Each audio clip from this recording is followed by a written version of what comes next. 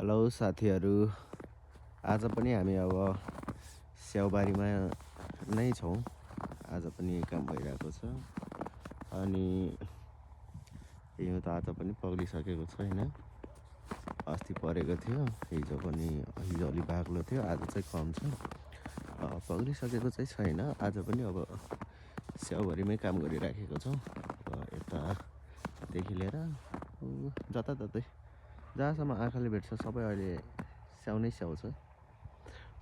आरुबारी अनि चेरीहरू अनि प्लमहरू अर्को ठाउँमा छ। अहिले चाहिँ हामी स्याउबारीमा नै छौँ।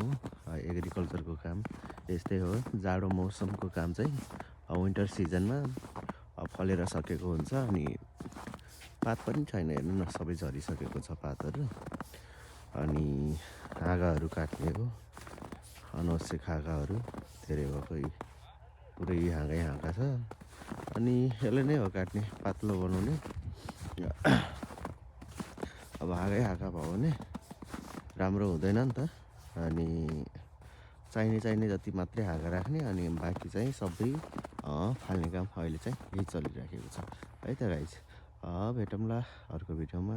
कमेन्ट गर्नु होला, अझै सोध्नु होला को एग्रिकल्चरमा आइराख्नु भयो नेपालदेखि हैन। अब यही हो, अहिले आउटसाइडमै काम गरिराख्नु परेको छ विन्टर सिजनमा। यही हो, फ्रुट पिकर भनेर आएको काम। अहिले जाडो सिजनमा गर्ने काम चाहिँ यिनीहरू नै हो त है त।